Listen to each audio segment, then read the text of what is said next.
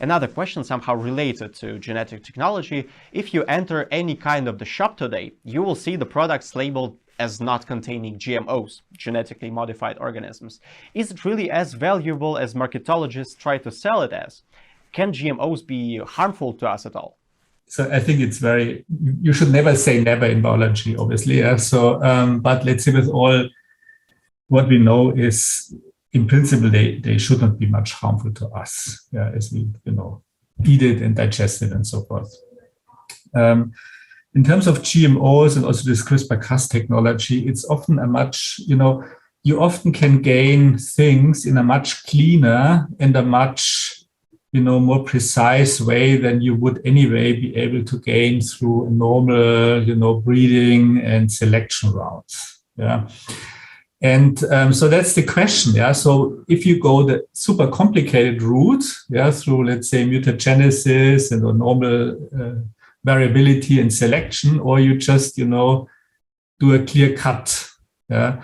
What's better? Yeah, I find in many cases a clear cut is a much cleaner way to go to reach the same goal. Yeah, of course there need to be authorities to have a look, and this goes through a lot of testing and what does it do? If you have these crops grown, how would they affect the normal wild population, so forth. Yeah.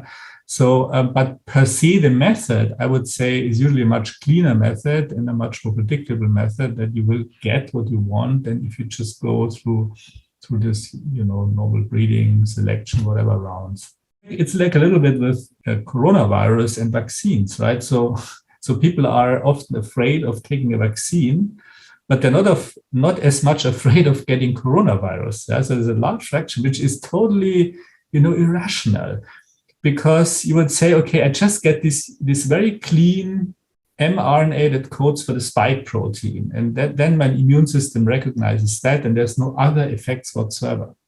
If you have coronavirus, you, of course, have a similar gene for the spike protein, but all the other genes of the coronavirus that do all sorts of things and that harm you in many ways.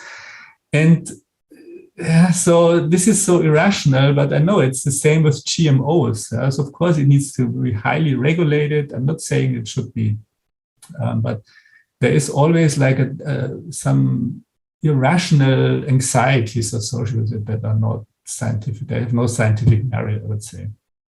And what do you think about the vaccines which are not approved in the EU now, like Russian Sputnik or Chinese Sinovac?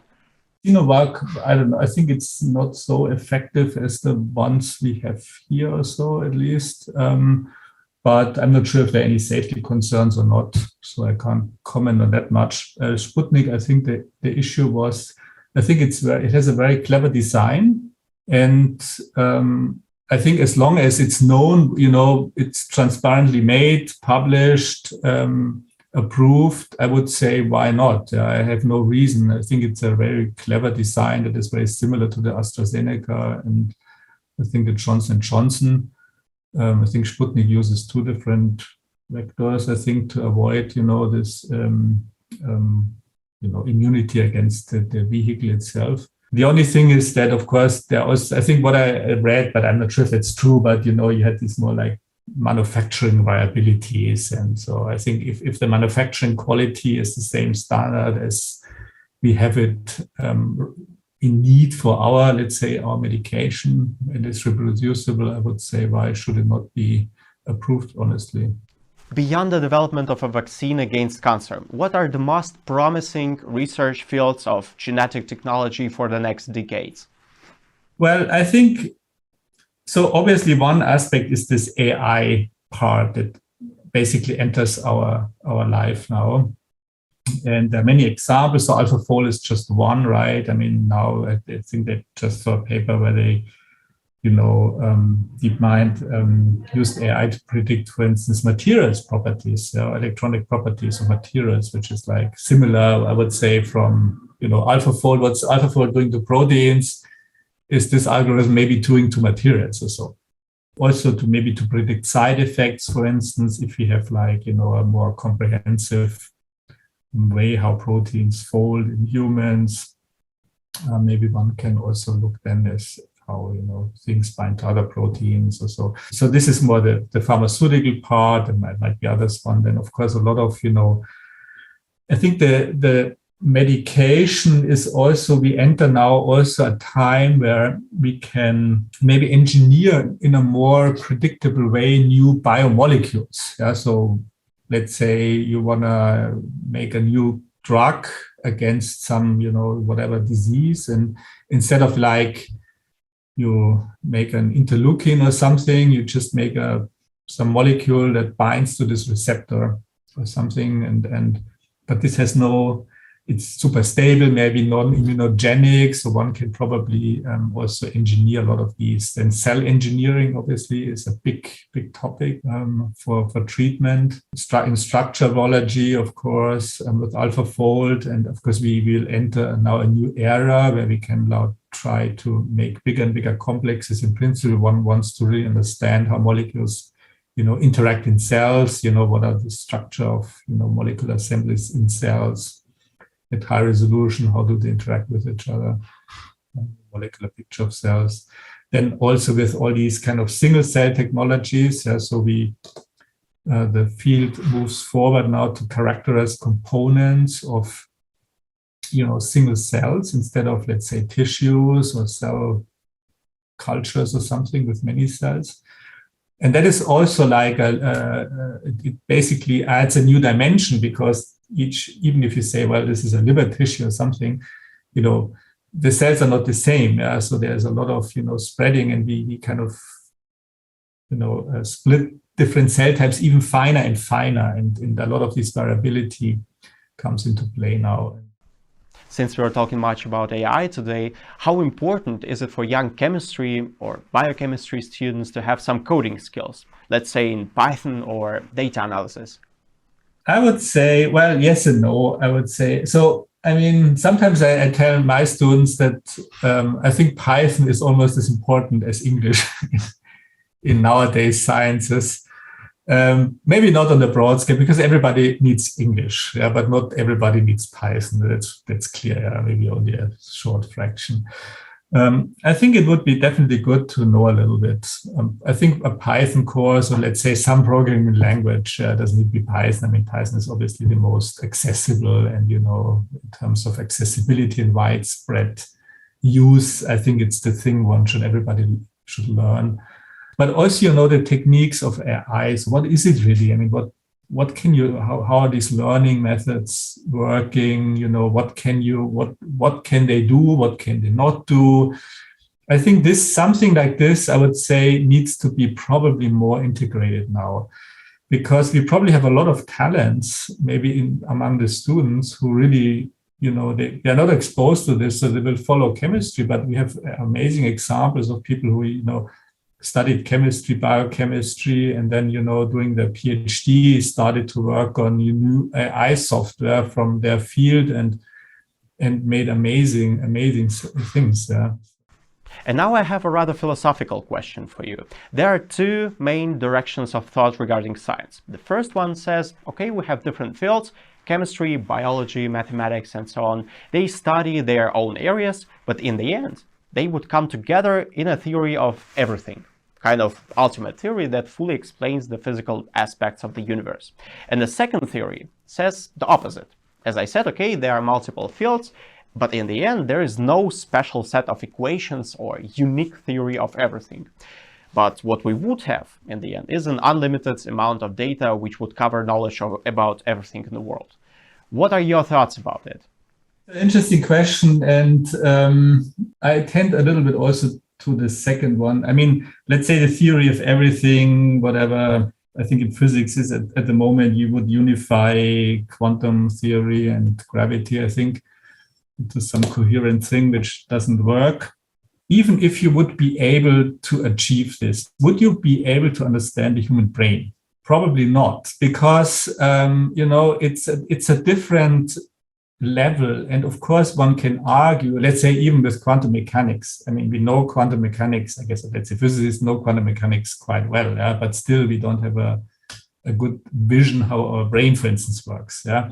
because it's another level, of course, you could probably calculate the quantum mechanical properties of all molecules, and if you have unlimited compute power, you would simulate all the molecules. I don't know if you will still understand it, because it's probably not relevant. Maybe it is right. Maybe there are some quantum effects, who knows, that play a role then eventually.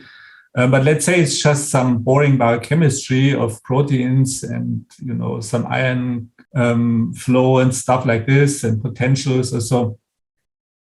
Then it's this level is not necessary, So, but we still, I think there is some emergent properties coming out of some, collective behavior, and there's a new theory maybe of everything that covers neurons or collections of neurons. That might be different, and it might be several orders of magnitude above, let's say, quantum chemistry or quantum physics, but in principle you could derive it if you would have enough computation, like a universe maybe or so. But I think it's not. It would not work if you would have, let's say, a theory of everything and then just to calculate everything. It's just too complex. Yeah. About aging, is it possible that mankind will invent something quite soon which would enable it to prolong human life significantly? Or there is no universal remedy here? Of course, we will continue to grow older. I think the curve is flattening or not, but I think there's significant potential to grow older. And yeah, I mean, I'm not sure if one can invent something that cures all the problems, because the problem is, it's a multi-level issue. I mean, there are some genetic issues. We have, damage to the DNA eventually over time, to proteins, things just break down, and, we don't have a unlimited self-renewal potential. But on the other hand, there are trees that are thousands of years old, and they have like a stem cell, where it grows and grows, and this cell divides and divides, and you basically could trace a single cell for thousands of years along. So in principle, there is potential that cells are old, and also there are microorganisms that, let's say bacteria, people have isolated from, millions years old, I think cavities with some salines or stuff, and they continue to grow. Yeah. So I think there is definitely potential. The problem is that we are such a complex organism that actually has a high energy consumption as well. Our brain takes a lot, and so we have a lot of, oxygen radicals and reactive metabolites and stuff that, we have to balance in this way. Yeah? Our organs, stress or so. So there are multiple levels. So I don't believe that, one can invent something and then you just grow significantly longer, but it will be like different aspects and different aspects. Age, I think there's some peninsula in Japan where I think statistically there's the longest living population.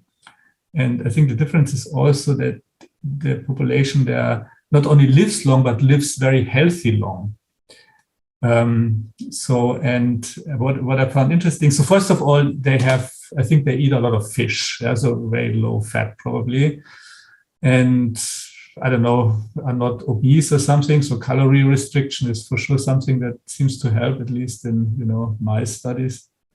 But also what was interesting is that I think they don't know retirement in this peninsula. They just continue to work as fishermen, as, whatever, farmers and whatever, all sorts of things, which I found interesting. So one needs like a job in order to have a mission on something. But actually, that's an interesting point. How are these two factors compatible with each other? I mean, on the one hand, to live longer, you should lead a more relaxed life with less stress and so on. But on the other hand, you shouldn't know the word retirement. Yeah, exactly. Yeah, it's not like I think the problem is like the pressure. And I think they have a much more relaxed lifestyle, but just, they just work. But here, of course, you have to publish your papers and become a famous, scientist and something like this. So there's obviously a lot of, pressure all the time and stress all the time.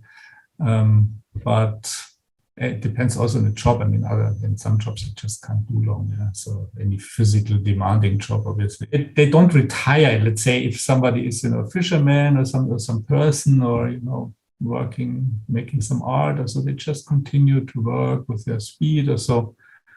And gives you, of course, a purpose. It's not like maybe you need to for income reasons, but if you like, why not? If you're capable and like. The final question: do you believe that there is a greater force that has made us such complex beings? Yeah, sometimes I think you start by this, but then you realize, especially when you look more into evolution, how things evolved, and then you trace it back, and how actually very complicated systems kind of evolved from very simple first things. I think that's actually one of the most fascinating aspects in biology, to trace really things back in evolution, even such complex processes like apoptosis. You can without external force, I think you can easily trace back to very simple things. Yeah. Thank you, Mr. Hopfner.